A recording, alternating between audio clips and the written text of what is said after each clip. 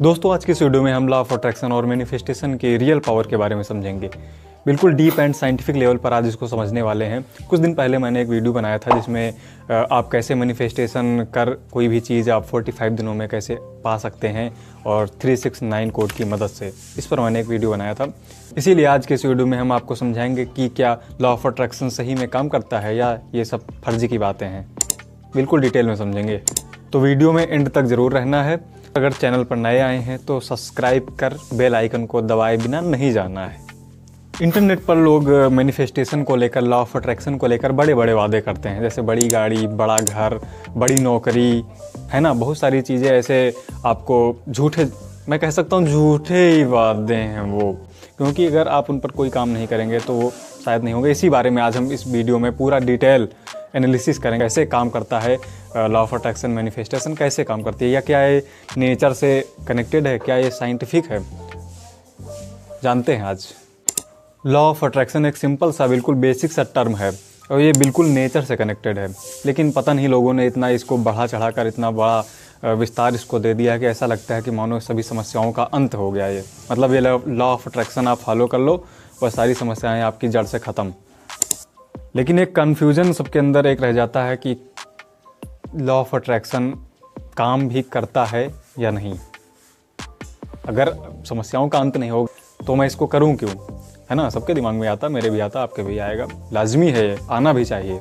Law of attraction के real game को समझने के लिए अगर आप थोड़ा सा भी अगर दिमाग लगाएंगे या कहीं आप रिसर्च करेंगे यूट्यूब पर या कहीं पर भी, तो उसके लिए आपको थोड़ी मेहनत करनी पड़ेगी। हो सकता है मेहनत करने पर भी आपको सफिशिएंट रिजल्ट ना मिले, क्योंकि इस पर जो साइंटिफिक प्रूवन टेक्निक है, जो साइंटिफिक रीज़न है इसका, वो आपको कहीं पर भी नहीं मिलेगा। बहुत कम इसका मतलब लोगों ने इस पर वीडियो बनाया, तो मैंने सोचा कि क्यों ना इस पर एक डिटेल में एनालाइज करके इस पर वीडियो बनाते हैं। तो मैंने पाया कि मैनिफेस्टेशन हाँ एक साइंटिफिक प्रोसेस है। मतलब साइंटिफिक प्रोसेस इसलिए है क्योंकि मैं आपको आगे पूरा जब आप वीडियो देखेंगे तो आप समझेंगे कि क्यों ये साइंटिफिक है, मैं ये बोल रहा हूँ। आमतौर पर ऐसा माना जाता है कि लॉ ऑफ अट्रैक्शन, मैनिफेस्टेशन से आप जो भी सोचें, मतलब जो भी सोचें, मेरे शब्दों पर ध्यान दें, जो भी आप सोचें वो सब पा सकते हैं।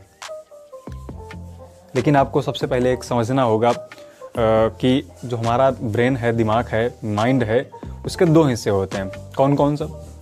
एक आप जानते हैं कॉन्शियस माइंड और दूसरा सब कॉन्शियस माइंड। मतलब दो भाग होते हैं हमारे माइंड के, एक कॉन्शियस, एक सब कॉन्शियस।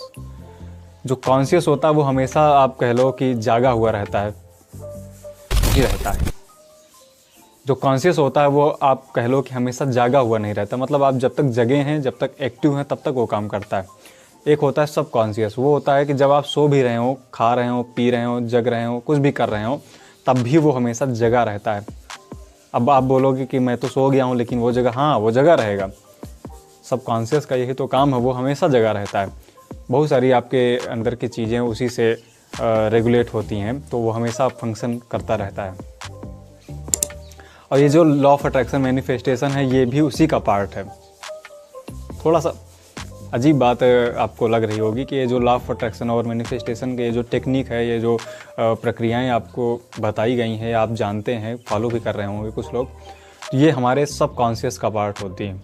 एग्जाम्पल से समझते हैं, जब हम कोई काम पहली बार कर रहे हों या कोई गाड़ी ड्राइव कर रहे हों, कार, बाइक, जो भी आप चीज़ें, तो जब हम कोई काम पहली बार करते हैं तो उसमें हमको काफ़ी एफर्ट करना पड़ता है, मेहनत करनी पड़ती है, मतलब ध्यान देकर उसको करना पड़ता है। लेकिन वही काम हम जब अब प्रैक्टिस करने लगते हैं, उसी की बार बार करते रहते हैं, मतलब एक बार, दो बार, तीन बार, मतलब मल्टीपल टाइम उसकी प्रैक्टिस हम कर लेते हैं, तो वो चीज़ें हमारे सब कॉन्शियस में फीड हो जाती हैं।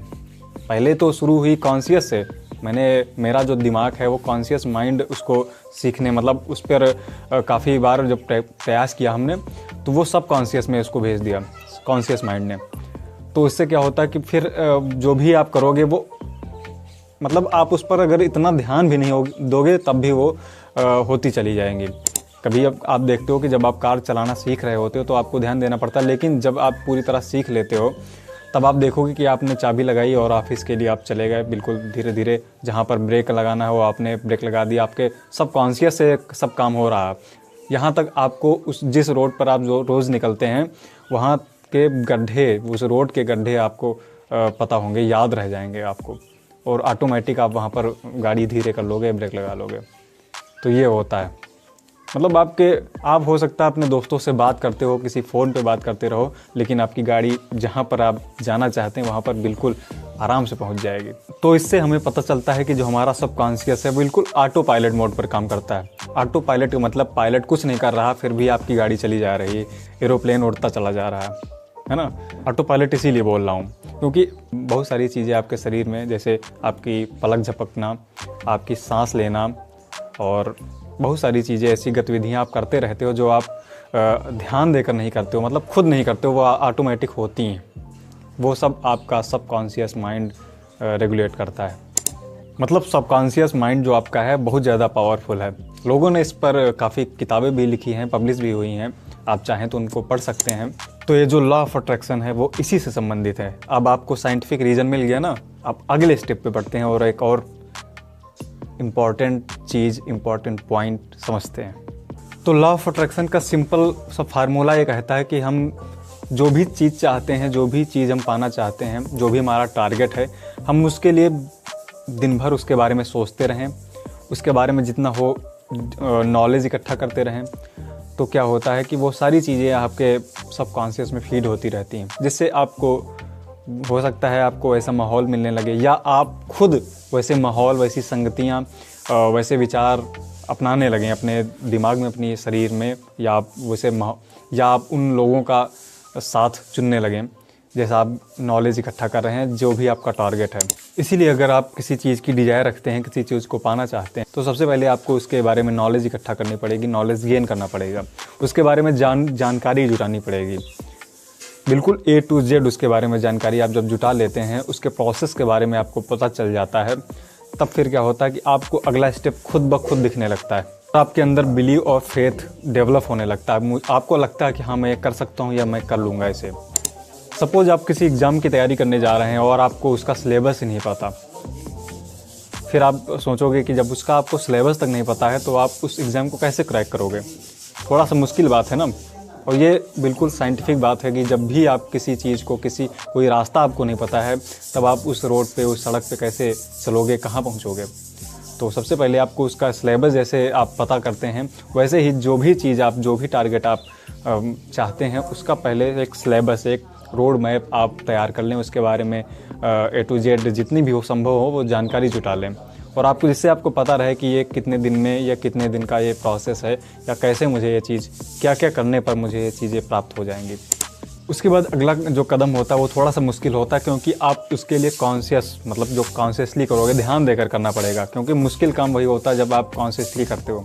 लेकिन वही जब काम आप बार बार करते हो तो अनकॉन्शियसली करते हो, मतलब सब कॉन्शियस में आपकी वो सारी चीज़ें, वो सारा नॉलेज, सारी जानकारी आपके फीड हो जाती है। फिर आपको उतना प्रॉब्लम नहीं फेस करना पड़ता जितना आपको शुरुआत में करना पड़ता है। आपने जितनी भी जानकारी जुटाई है वो सारी जानकारी आपके सबकॉन्शियस में फीड हो जाती है, बैठ जाती है।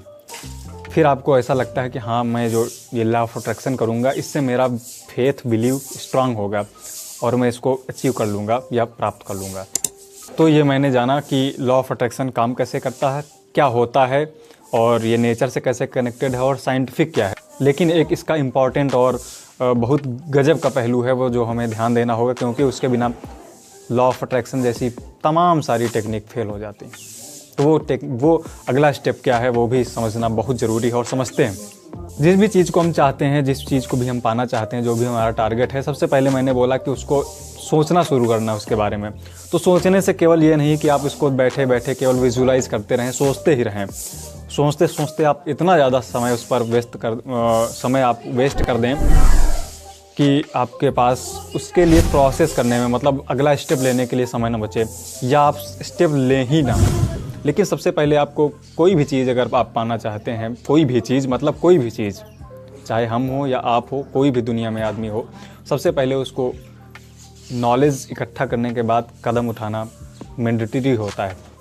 तो माय डियर, जब तक आप कदम नहीं उठाते हैं किसी चीज़ को अचीव करने के लिए, अगला सा अपना प्रोसेस उसको फॉलो नहीं करते हैं, तो शायद आप उसको ना अचीव कर पाएँ, और आपके लिए लॉ ऑफ अट्रैक्शन और मैनिफेस्टेशन जैसी बहुत सारी टेक्निक फेल हो जाएं, क्योंकि बहुतों के लिए फेल होती हैं।